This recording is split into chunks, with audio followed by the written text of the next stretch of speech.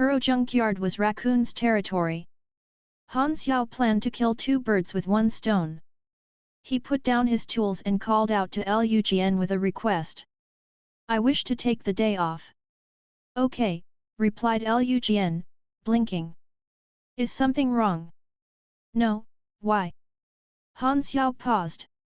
Han Xiao always looked lethargic and bored, and Liu Jian, being the observant woman that she was, had noticed the sudden change in air about him. If she had to describe the kind of feeling Han Xiao was giving her now, for some reason, dangerous was the word that came to mind. If you're facing any difficulties, I'll definitely help you, she said in a serious tone. Not knowing what to say, Han Xiao stared at her, which caused her to shift about uncomfortably. She turned away from Han Xiao and twirled her hair, saying, Don't you know it's rude to stare? Han Xiao turned away too and replied, I won't be back for dinner. I was actually thinking of letting you try my latest creation, black pepper pineapple baked rib stew with parsley, responded Liu Jian dejectedly. Han Xiao shuddered. What kind of cuisine from hell is that? Han Xiao returned to his room to get ready. After a short while, he headed out with a backpack and a trolley. Boss, is that kid the target? A man wearing shades was tailing Han Xiao. Every time Han Xiao turned back, he would instantly vanish by making use of his surroundings, be it a public phone booth or a magazine stand. He was clearly a professional. He was using the mini receiver in his ear to communicate with his partner who was hiding in an old van 2 streets away. There was a total of 5 masked men in the van. They were none other than Han Xiao's assailants. They were the Bee Sting Squad, a group of mercenaries who specialized in hunting bounties. They were decently well known in underground networks, having successfully completed numerous missions. They had by chance stumbled upon Han Xiao's trail. For them, this mission was more important than any that they had ever taken on before. Bounty aside, they were hoping to gain favor with the Germinal organization and earn their backing. How could this kid be worth 1 million? He looks so ordinary. This will be a piece of cake, said the number 2 of the squad, full of confidence. Don't forget that we are deep in Star Dragon territory. Act swiftly, reminded the leader, Kelly, as he inspected his gun. The target is on the move. A black, plateless jeep was following Han Xiao from afar. Inside the jeep was a team of Division 13 field agents, led by their mission captain, Li Hui. Besides him were 8 other fully equipped agents and Feng Jun, who was acting as an advisor. They were armed with tranquilizer guns.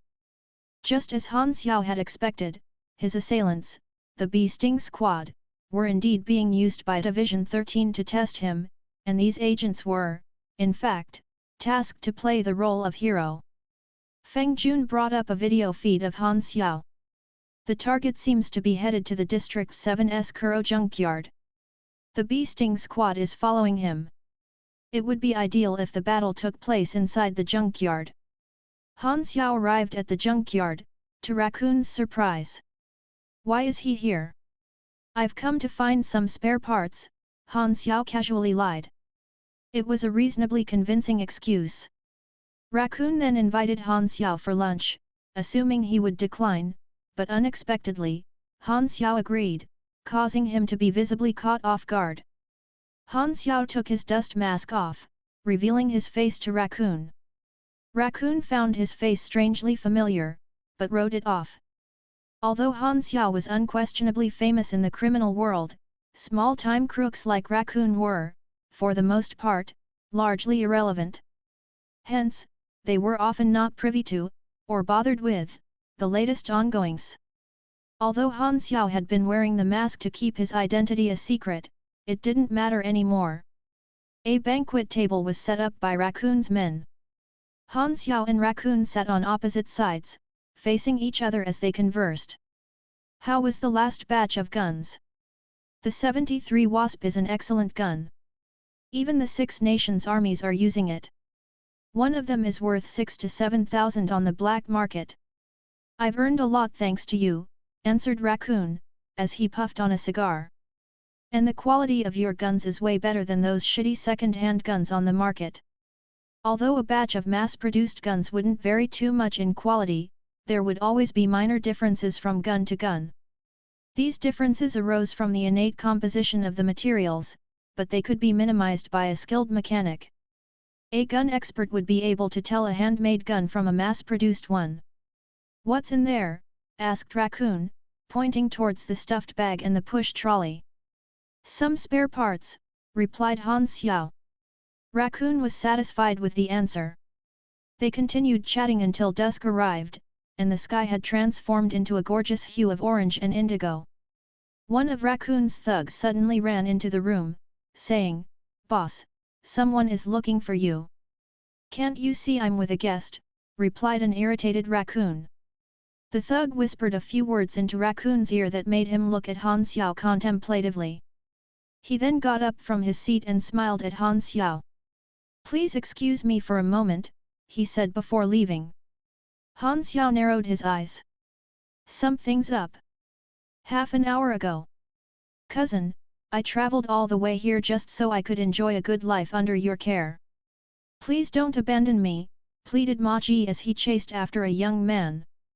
He had come to the western capital intending to join his cousin's gang, but his cousin had deemed him unworthy and given him a janitor's position.